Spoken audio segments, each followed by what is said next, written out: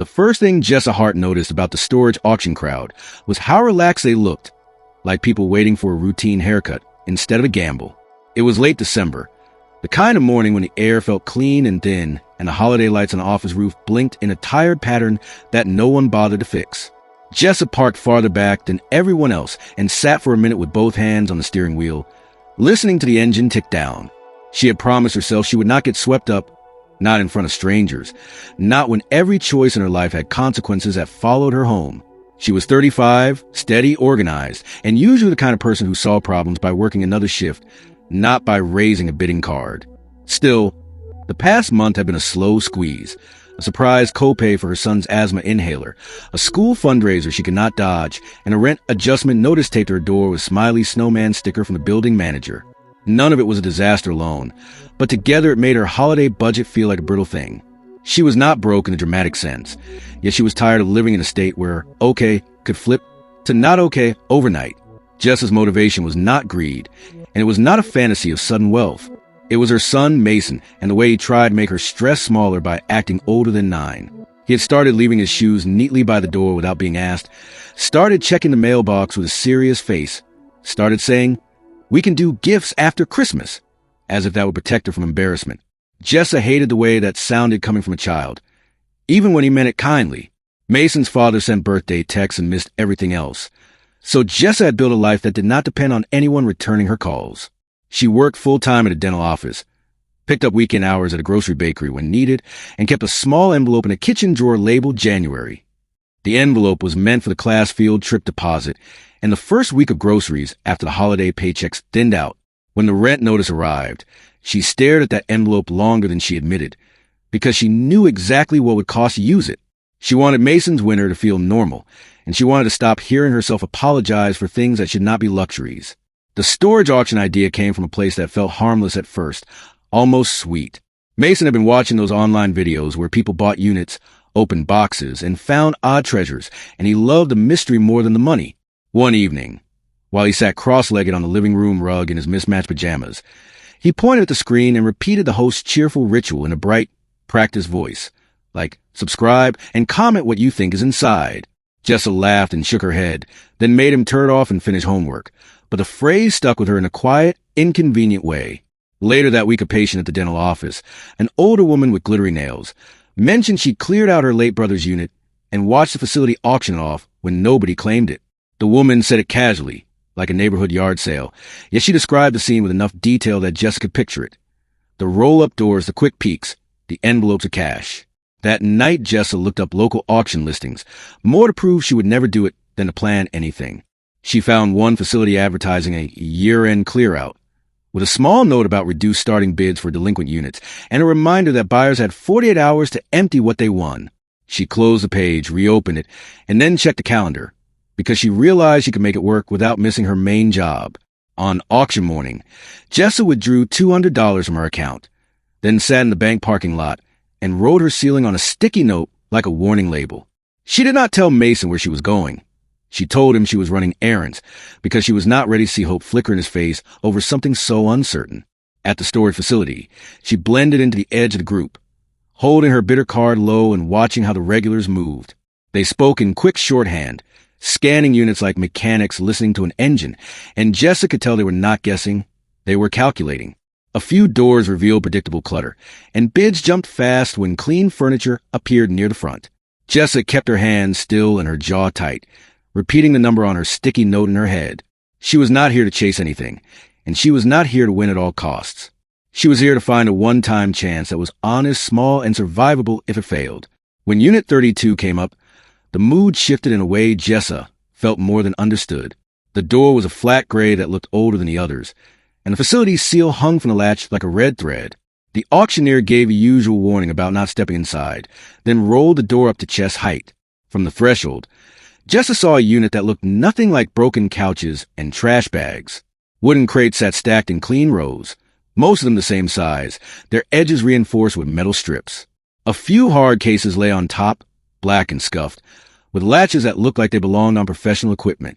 Along the back wall were long duffel bags packed tight, and beneath them sat ammo cans in dull colors that did not match any camping gear she had ever owned. Several crates had stenciled markings, not bright enough to read clearly, but sharp enough to register as deliberate. The regular buyers did not lean in. A couple of them leaned back, and one man made a small sound of annoyance like he'd smelled trouble. The auctioneer called a starting bid that was modest for a unit that orderly, but silence answered him. Jess's heart started a slow, heavy thud, because she could feel a decision forming before she approved it. She raised her card when the number dropped low enough to stay under her ceiling, and the gavel fell so quickly it almost embarrassed her. The auctioneer's voice moved on, but Jessa stayed rooted, holding her receipt like it might evaporate if she blinked wrong. In the office, she signed the paperwork with careful handwriting and paid in cash because she did not want a larger trace than necessary. The manager, a tired man with festive tie that had seen better years, slid a key toward her and reminded her of the 48-hour limit. He kept his tone neutral, but his eyes flicked once when he said, "That one's been sitting a long time." And then he added, almost like an afterthought, "You'll want to move quick, since folks notice anything unusual this time of year." Jessa nodded and forced herself to breathe evenly, because she did not want to look like someone who did not belong here. She walked back down the corridor and stood at the door of Unit 32 with her own padlock in her pocket, feeling the ridiculous weight of $200 suddenly turned into a responsibility.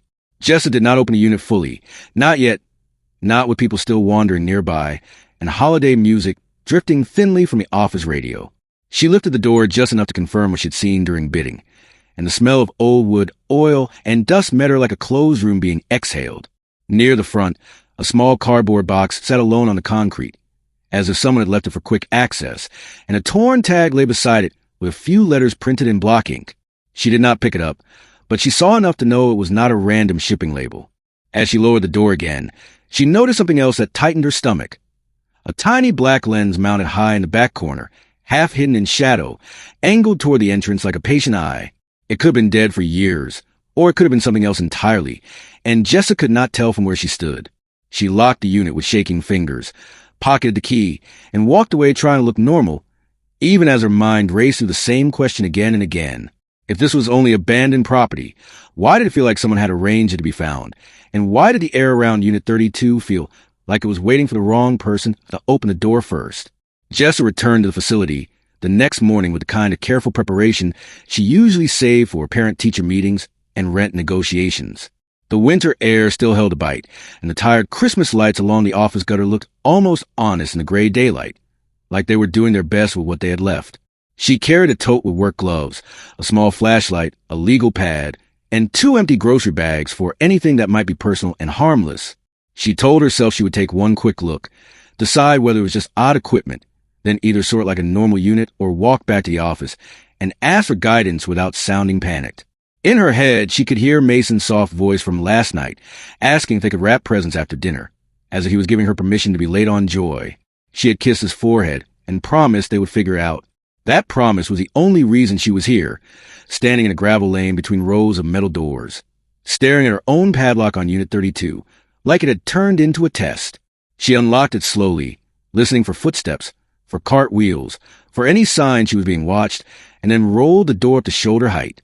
The same smell met her again, old wood, oil, and dried dust, and the small cardboard box near the front sat exactly where it had been, as if the unit itself had not moved an inch in the night. She did not step inside at first, because the rules said not to during the auction, and even now her body behaved as if an invisible line still mattered. She shined her flashlight across the closest row of crates, and finally saw what she had missed yesterday in a quick glance. Many of them were not just numbered. They were cataloged. Short codes, dates, a few stamps that looked like warning labels without being readable from the threshold. The duffel bags along the back wall were the heavy-duty kind, the sort people use for deployments or long travel, and the ammo cans were stacked like someone had measured the height with care. Jessa set her tote down just inside the doorway, took one step onto the concrete, and crouched by the lonely cardboard box.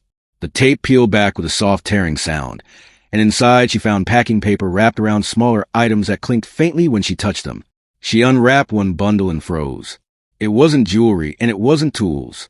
It was a pistol magazine sealed in plastic, clean and oiled, with a handwritten label on masking tape that listed a caliber like it belonged to inventory. Her throat tightened, and she forced herself to breathe through her nose so she would not start coughing in that stale air. The next bundle held another magazine. The third held a leather holster, broken in and carefully stored. Nothing about it looked tossed or forgotten. It looked prepared, like a person had packed it for a future day, and then never came back to claim it. Jessa backed up until her shoulders touched the doorframe, then stood very still and let her thoughts line up in order. She was not a firearms person. She did not grow up around guns, and she did not keep one at home, because her building had thin doors and she had a child with curious hands. But she knew enough from news stories and common sense to understand what she was looking at. Those crates were not random. They were a collection at best, a stash at worst, and either way they were far beyond anything a tired single mother should be handling alone. Still, she also knew something else that made the problem sharper. She had paid for the unit legally, and she had a deadline ticking over her head. 48 hours to empty the space meant 48 hours to make decisions she had never expected to face. She moved with a new kind of caution, sliding one crate forward without dragging across the floor, because the sound felt too loud. The lid was fastened with screws, not nails, and when she found a screwdriver in her tote and loosened them, her hands trembled in a steady rhythm that embarrassed her. The lid came off cleanly, and under a layer of brown paper and oilcloth lay the shape of a rifle, longer than she expected, wrapped as carefully as a wedding dress. She did not pull it free all the way. She did not need to. The weight and outline were enough. She lowered the lid again like closing a mouth and whispered a single word she would never admit out loud later. Oh no. She opened a second crate just enough to confirm her fear, then a third. Different shapes. A shorter rifle. A long-barreled handgun in foam. Knives and sheaths, some plain, some ornate, all wrapped like they mattered. And then she noticed a part that turned shock into something colder. The serial markings were not consistent. Some looked like standard consumer engravings. Others had been scratched or obscured in ways that suggested someone did not want them traced easily. Jessa closed the crate and sat back on her heels, heart pounding, because the unit stopped feeling like a lucky break and started feeling like a trap with paperwork attached. She tried to do the only thing that kept her from spiraling, turn it into a job. She took out her legal pad and began writing in calm, plain language. Crate 1, long firearm wrapped unknown. Crate 2, handgun case foam. Box near door, magazines, holster. She photographed the exterior markings and the crate numbers without photographing the guns themselves, because the idea of images of weapons on her phone made her skin crawl. She moved slowly down the front row, discovering more of the same pattern. Rifles of different types, pistols in molded cases, bundles that clinked with metal parts, and ammo cans that were far too heavy to be empty. The sheer quantity started to feel unreal, like a storeroom, not a personal stash, and her mind kept trying to protect itself by calling a movie scene. But the concrete under her knees was cold and real, and the oil smell on her gloves was real, and she kept thinking about Mason's small hands unwrapping presents that she had not finished buying yet. In the middle of her work, her phone buzzed with a text from Mason's classroom group chat about a last-minute holiday donation drive, and that ordinary message hit her so hard she almost laughed. This was a part of life she understood. Teachers, deadlines, small needs that turned into big worries. The other world, crates, codes, weapons, was not hers. It had dropped into her lap anyway. If she was going to stay steady, she needed to remember the simple things that kept her moving. She remembered Mason repeating the line he'd learned from those storage videos, grinning like it was a magic spell, like subscribe and comment. And she caught herself wishing, absurdly, that she could ask the world to do those 3 simple things to keep her from being alone in this moment. The wave of fear eased for a few minutes as she focused on what was immediately in front of her. In the far corner, partly hidden behind the first row of crates, she spotted a plastic tote with a lid snapped down tight and a strip of tape that read, Papers. Relief flickered through her, because papers meant explanations, and explanations meant choices that were not blind. She pulled the tote forward and opened it carefully. Inside were folders, receipts, and a stack of manila envelopes labeled in tidy block handwriting. Some were ordinary, shipping invoices, storage payment stubs from years ago, and a few folded letters that looked personal. But others made her mouth go dry. One envelope had a photocopied form with a stamp she recognized from court TV shows, the kind of heading people use for evidence logs, and next to it someone had written, return pending, and underlined it hard enough to tear the paper. Another folder held printed lists of weapon models and quantities, not in a collector's loving language, but in short inventory lines, like a warehouse count. Jessa did not read every word, because she could feel her brain trying to sprint ahead conclusions, and she needed to stay in the present. Yet one detail landed cleanly and stuck, a name on a tag attached to a key ring in the bottom of the tote, 3 letters and a last name she did not recognize, followed by a number that matched one of the crate stacks. It looked official in the same way a uniform looks official, even when you do not know the person wearing it. Jessa set the key ring down and stared at it until she realized her breathing had turned shallow. Whoever packed this unit had not been hiding a hobby. They had been managing property, maybe stolen, maybe seized, maybe meant to disappear. And if that was true, then somebody out there might still care where it ended up. She was sealing the tote back up when she heard footsteps pause outside the unit, just far enough away that she could not see the person. The sound was casual, like someone lingering without a purpose, and the instinctive part of her that had lived through too many uncomfortable moments in parking lots went rigid. "You all right in there?" A man's voice called, too friendly to be natural. Jessa stepped out to the threshold and saw the facility manager standing a few doors down with a clipboard held against his chest. His holiday tie was gone today, replaced by a plain jacket, and his eyes moved the way people's eyes move when they're trying to pretend they are not looking at something specific. Jessa kept her face neutral and her voice steady. "Just sorting," she said, and she hated how small the word sounded. He took a few steps closer without crossing the threshold, and his gaze flicked past her shoulder into the dim interior. For a fraction of a second his expression changed, not to horror, but to recognition, as if he'd expected a certain kind of unit and was confirming it. "That one's a lot," he said carefully. "If you want to back out, sometimes we can talk to corporate, see what they'll allow." The offer should have sounded helpful. Instead, it sounded like a hand reaching for something that wasn't his. Jessa tightened her grip on her phone and nodded politely. "I'm not backing out," she said, and she made herself add, "I'm just being careful." The manager's smile held for a beat, then thinned. "Sure," he replied, still watching the crates behind her. "Careful is good. People get excited around the holidays. They make fast decisions." He lingered another moment, and then he walked away, but the feeling he left behind was not relief. It was a clear sense that someone else now knew the unit was more than furniture, and that knowledge could make the next 48 hours feel very long. Jessa waited until manager's footsteps faded, then lowered the roll-up door until only a strip of light remained at the bottom. Her hands were slick inside the gloves. She took one final photo of the crate stacks on the threshold, locked the unit, and leaned her forehead against the cool metal for a second, trying to steady the buzzing behind her eyes. She could not take the weapons home. She could not pretend they did not exist.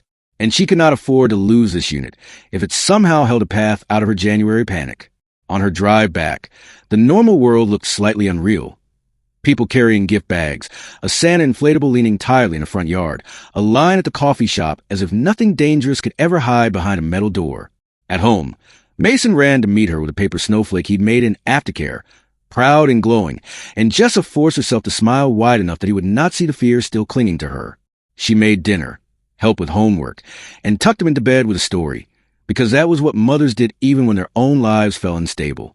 Only after he fell asleep did she sit at the kitchen table and lay her notes out in a neat row like evidence in a trial. Her phone buzzed once, a number she did not recognize, and she let it go to voicemail. A moment later, the notification popped up with a short transcript line that made her stomach drop. "Unit 32. Don't open any more crates."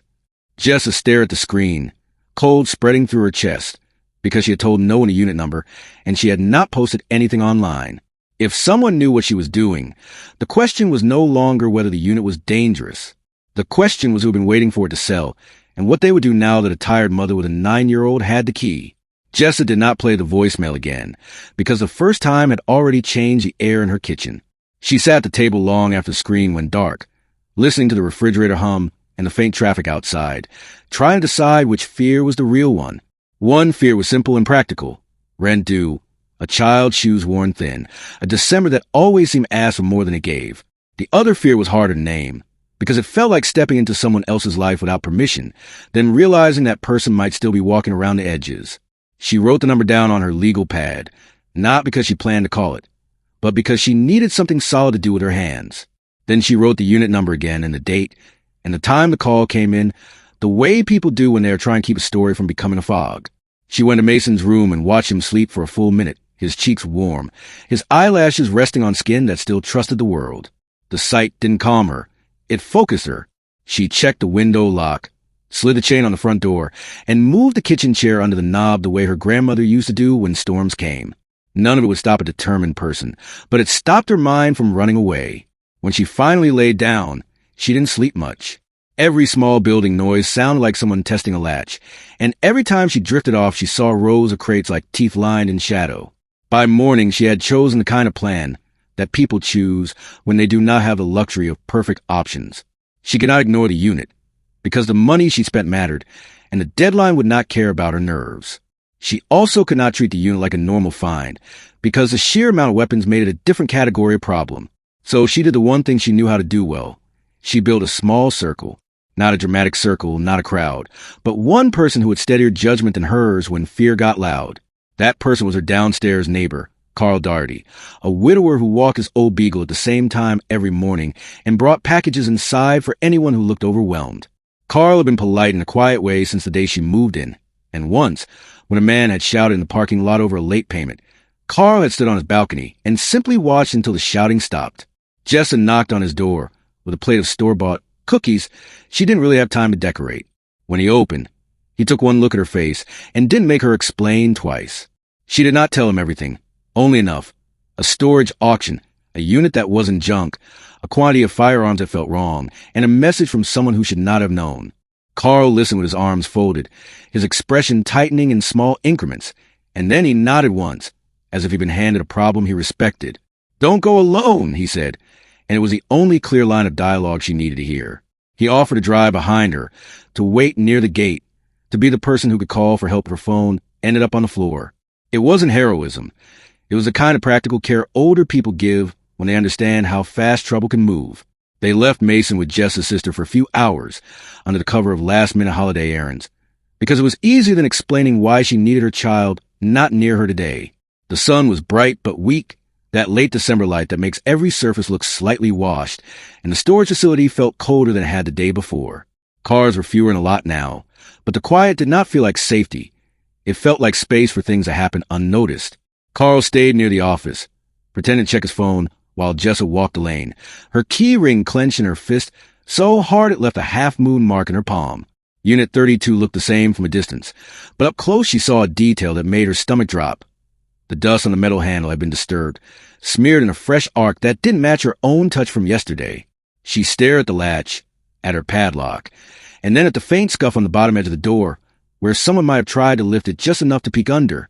The lock wasn't broken. Nothing was open, but the message was still there in the marks, clear as handwriting. Someone had come back after she left. She did not rush inside. She stood at the threshold and forced herself to slow down, because panic would make her careless.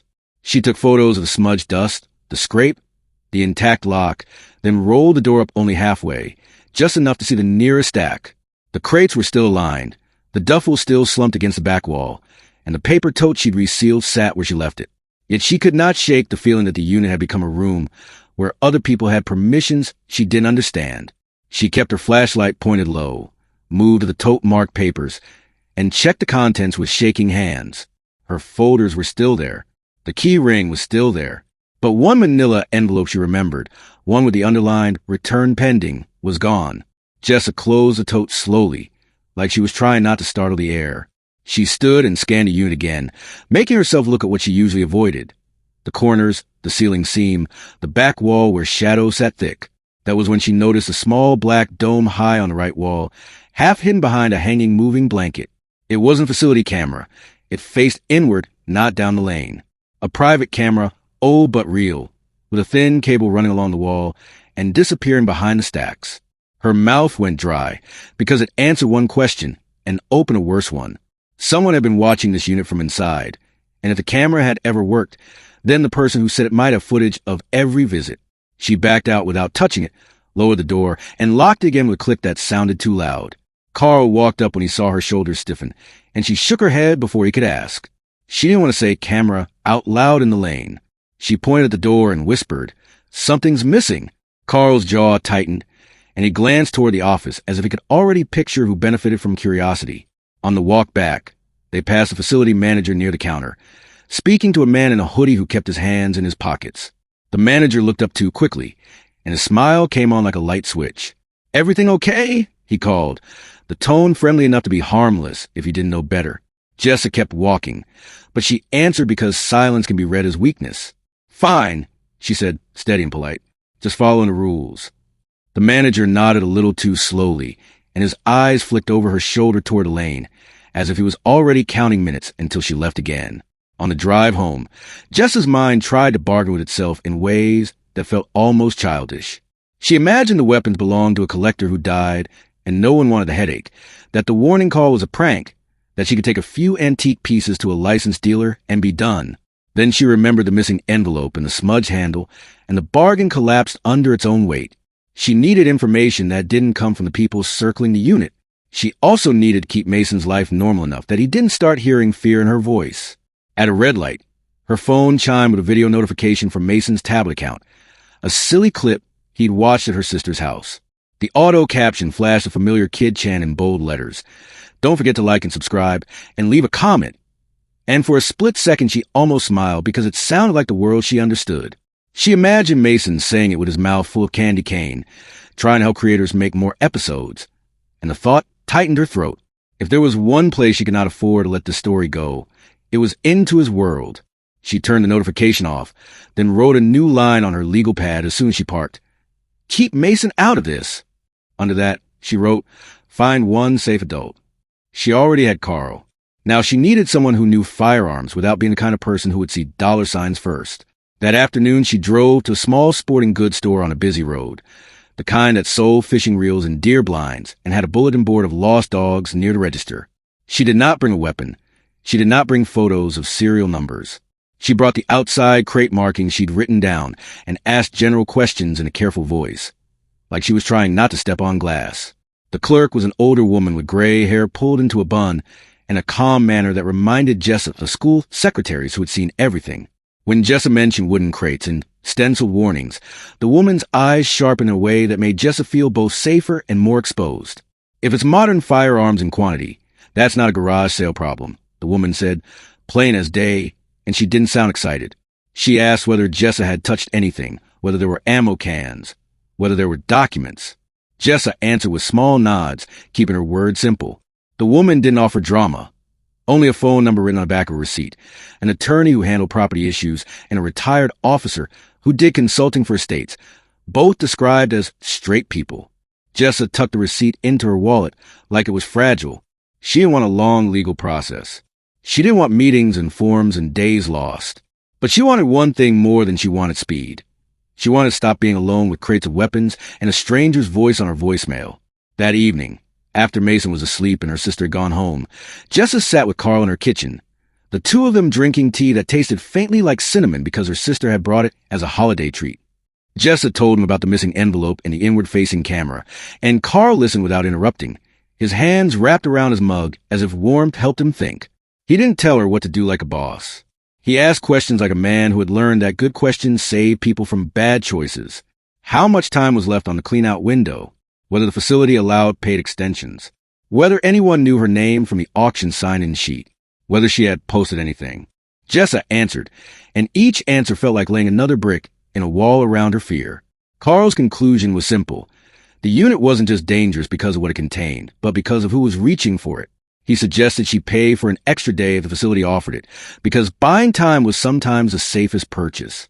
He suggested she move nothing valuable or obvious until she had guidance, because if someone wanted these weapons badly enough to call her, they might watch for her to carry items to her car. Then he said one more thing, quiet but firm, as if he hated the idea of scaring her and did it anyway. If somebody already entered your unit, he said, they may try again tonight. Jessa looked toward her hallway where Mason's door stood closed, and her heart squeezed tight enough to hurt. She went to bed early, not because she felt calm, but because her body had started to shake from exhaustion. Sometime after midnight, a car door closed outside with a soft thump that didn't belong to her building's usual rhythm. Jessa lay still listening. Footsteps crossed the gravel. A pause. Then another set of steps, slower, like someone taking their time. Carl's beagle barked once from downstairs, a small sharp sound that cut through night, and then everything went quiet again. Jessa did not get up to look through blinds. She didn't want to confirm anything to herself without a plan. She held her phone in her hand until her palm went numb, ready to call, ready to scream, ready to do whatever a mother does when she feels a line has been crossed. The footsteps eventually faded, and the building settled back into its usual small noises. But when morning came, there was a new message on her phone. Not a call this time, just a short text from an unknown number that made her feel cold all the way down to her ankles. We can make this easy. Bring the papers back to Unit 32. Today. Jessa stared at the screen, because now it wasn't a warning. It was a demand, and it proved the worst part of the story had already begun. The part where someone else tries to turn her into a delivery service for her own fear. Jessa stared at the text until the screen dimmed, then stared at it again as if repetition could make it less real. The message wasn't poetic or clever, which made it worse, because it sounded like someone who was used to getting what they wanted. She deleted nothing and forwarded a screenshot to an email account she rarely used, the kind of small habit that made her feel less helpless. Outside, December morning moved on like it always did, with trash trucks and kid voices, and a neighbor's radio playing a holiday station too loud. But inside her apartment, everything felt narrowed to one question. How much of her life did these strangers already have their hands on? She made breakfast for Mason and kept her voice steady while he talked about the classroom countdown chain and what he hoped Santa would bring. And she hated how easily love and fear could live in the same room. Once he was out the door, Jessa called in a favor with her sister again. Not with drama, just a calm request to keep Mason for an extra night and not mention to anyone outside family. Then she called Carl and read him the text without adding commentary, because if she said the words aloud too many times, she worried they would become a spell. Carl didn't waste her time with guesses. He told her to write down the time, the number, and every change she noticed at the unit. Then he offered to drive with her again. Jessa realized, with a tired kind of gratitude, that the scariest part wasn't the weapons or even the threats. It was the way trouble tried to isolate a person, one quiet decision at a time, until the person began to believe they had no one left to lean on. They went back to the storage facility before lunch, when the office was busier and the lanes had more eyes by default. The place had tried to dress itself up for the season, with plastic wreaths on the gate and a string of lights along the office roofline. But the decorations only made the metal doors feel colder. Jessa walked in first, put on her most reasonable face, and asked about extending her clean-out window. The manager's smile appeared quickly, then hung a beat too long, as if he was pleased she had returned on schedule. He quoted a fee for a one-day extension and slid a form across the counter. Jessa paid with her debit card and watched his hands as he stamped the receipt, because she could not shake the feeling that his job gave him access to too many stories. When she asked whether there had been any incidents near her lane overnight, he shrugged in a practiced way and said the night patrol was pretty quiet, then added casually that he could introduce her to a guy who buys military stuff if she found anything interesting. Jessa kept her expression neutral and replied that she was sorting ordinary household property and didn't plan to sell anything on site. The manager's eyes flicked down to her purse, then back to her face, and she felt the tiny shift of someone taking a measurement. Out by the unit, she and Carl rolled the door up just enough to step into the front light and stop, breathing in that dry mix of dust, oil, and old wood. The crates were still there, stacked tight in uniform, and the sight hit her like a wave even though she expected it. Long rifle cases inside wax wraps, pistols and foam cutouts, knives sealed in sleeves, and heavier pieces that looked like they belonged in a locked armory, not behind a rent delinquency sticker. The sheer volume made the unit feel less like a bad purchase and more like a warehouse that had been paused mid-sentence. Jessa did not open new crates today, because she had learned what curiosity costs when someone else had already been inside. Instead, she moved with the careful purpose of a woman trying to turn chaos into a timeline. She checked the private camera again and confirmed what she feared. A tiny red indicator blinked once every few seconds, faint but unmistakable, which meant the device had power from somewhere. She followed the cable with her eyes, tracing behind a stack of duffel bags and down into a narrow gap near the floor where a black power strip sat hidden under a folded tarp. The strip's cord disappeared into the back corner, and she didn't chase it farther, because the back of the unit felt like the part of the room that belonged to someone else. Instead, she photographed the camera, the power strip, and the cable path, then wrote "Camera appears active" on her legal pad and underlined it twice. In a large plastic tote marked linens, she found the second quiet shock of the day. The top layer was towels, but beneath the towels was a tight bundle of manila folders wrapped in clear kitchen wrap, the kind of improvisation people use when they're trying to keep papers from moisture and casual discovery. Jessa didn't flip through everything. She didn't have to. The first visible page had a typed heading with blocky wording that looked official enough to tighten her throat, and beneath it were item lines with numbers, abbreviations, and short descriptions that matched what she had seen in the crates. It wasn't a diary or a collector's list. It was an inventory. Carl watched her face change and leaned closer, careful not to touch anything. Jessa slid the bundle back under the towels exactly as she found it and closed the lid with slow fingers, because she understood the new shape of the problem. Someone wasn't only after weapons. Someone was after paper that explained where the weapons came from and where they were supposed to go. They drove away without loading a single box, because sometimes the safest action is refusal to move on someone else's schedule. Jessa did not feel relieved. She felt pinned, like a note on a bulletin board, except the pins were time and money, and a child waiting for Christmas to feel normal.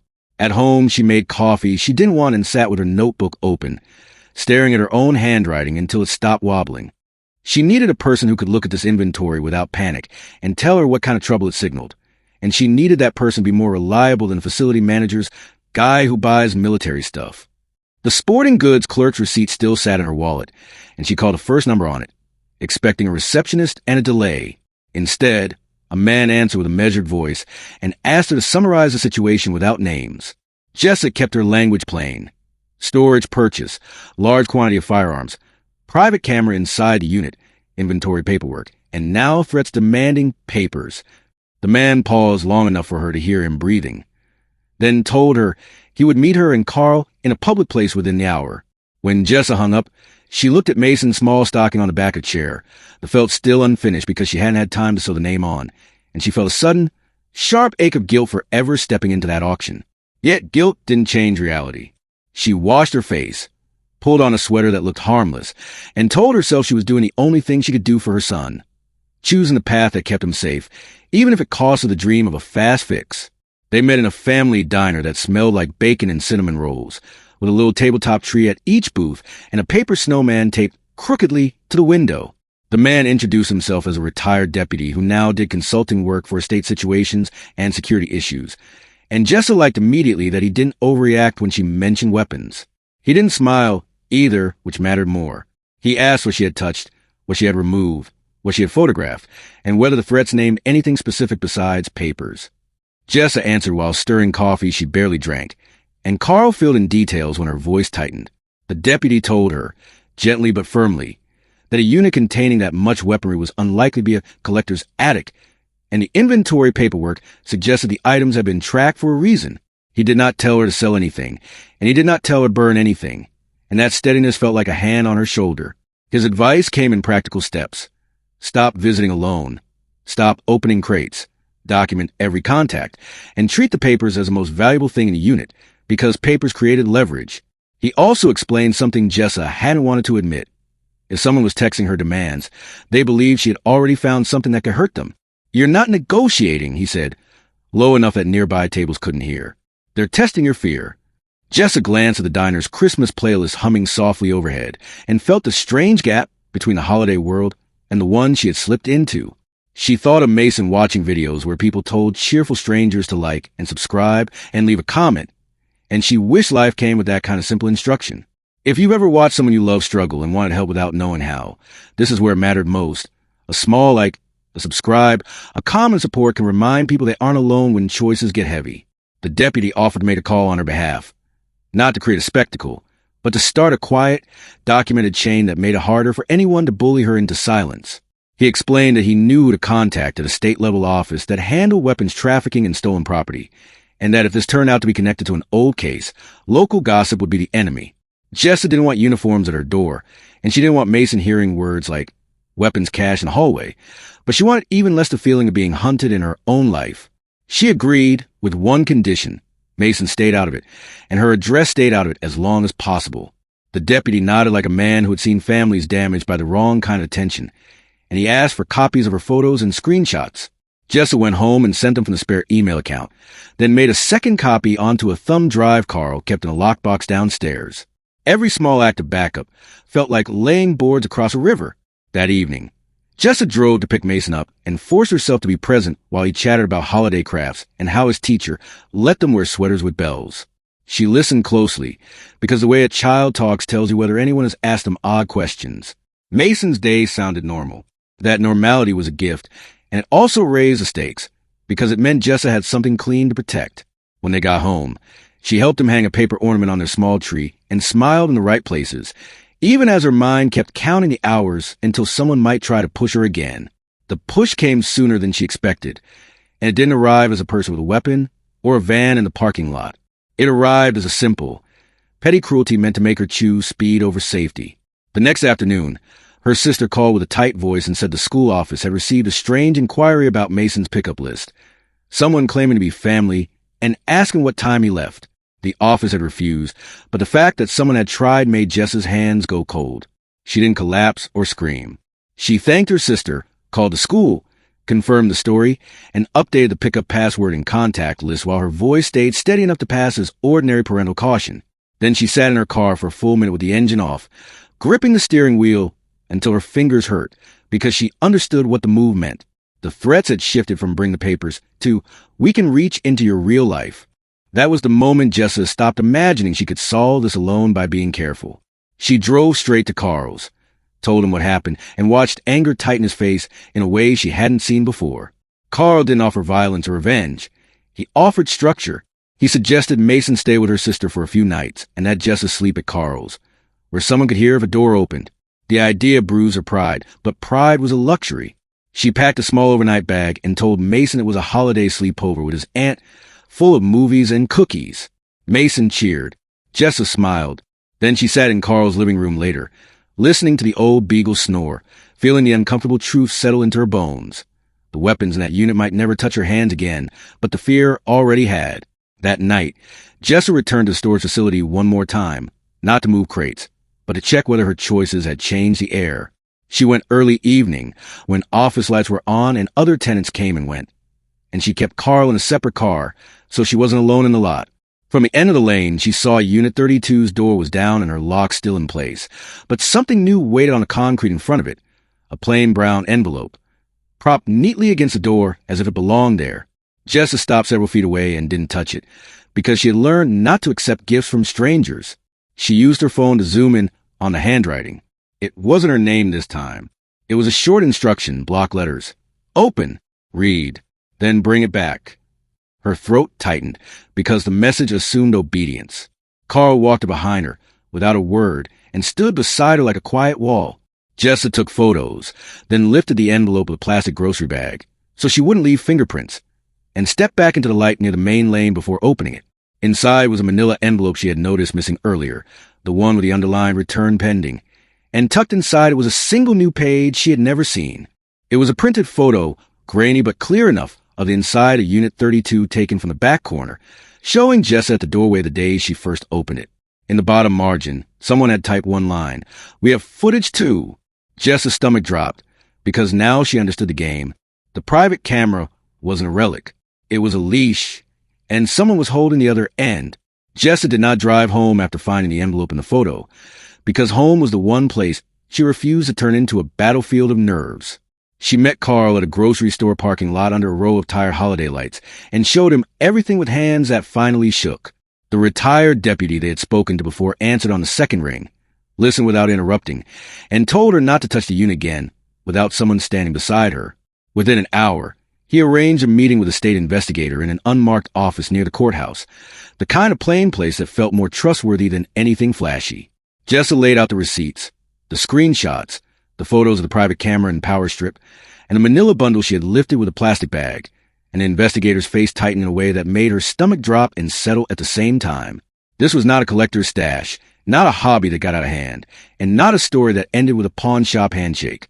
It matched an old theft report tied to a defunct security contractor that had lost evidence shipments during a messy closure years earlier, and the reason someone wanted the papers was simple. The paperwork could point to names. Jess's first instinct was to retreat, to pull Mason closer and hide behind ordinary life, but the investigator made the choice feel less like bravery and more like a clear path. They wanted her to do one thing, one last time, under their control, return the envelope to the unit exactly as instructed, while they watched every angle from a distance, so whoever believed they owned that camera would step out of shadows. Jessa heard her own voice say yes before she finished thinking, because she had learned the hard way that fear always grows when you feed it silence. That evening, Mason stayed with Jessa's sister for a Christmas movie marathon, and Jessa let the lies sound cheerful on the phone because a child deserves one clean story at a time.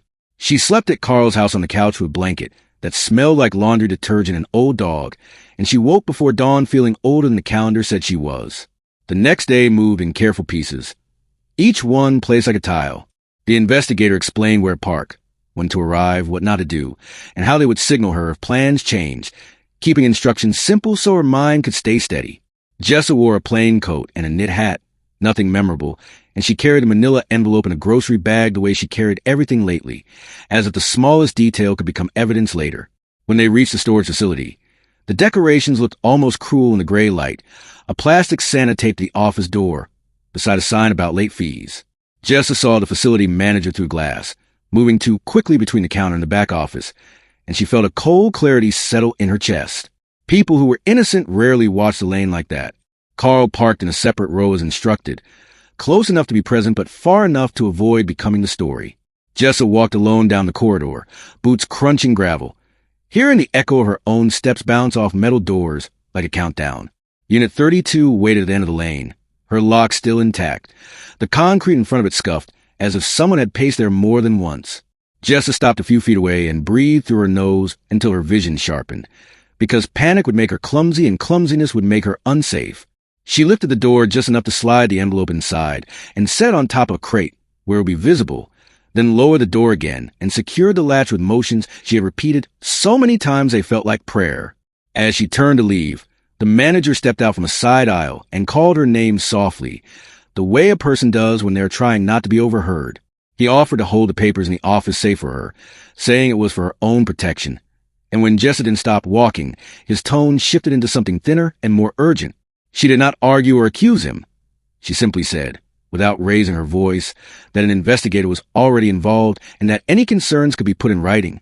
The manager's face tightened at the word investigator, and the friendliness fell away as if it had been borrowed. Jessa kept walking until she reached her car, hands numb on the steering wheel, and waited exactly as instructed with her eyes on the rear-view mirror. If stories about ordinary people choosing the hard right thing ever felt distant, this was the moment they became real. And anyone who has watched a parent protect a child would understand why people quietly follow, and comment on stories that remind them courage can look like paperwork and patience instead of noise. The person who came for the envelope did not arrive like a movie villain, because real trouble usually comes dressed as routine. A pickup rolled into the lane 10 minutes later, with a company decal on the door that looked like generic security work, the kind nobody questions. A man climbed out wearing a vest and carrying a small tool bag, walking like he belonged there, head down, shoulders relaxed, as if he had done this pickup before and expected to do it again. He didn't glance at the office, and he didn't look around for cameras, which told Jessa he already knew where the private camera was pointing. He moved straight to Unit 32, knelt at the latch, and produced a key ring that flashed metal in the winter sun. The lock did not open, and Jessa watched his pause, that small moment of surprise that seemed to pinch the air.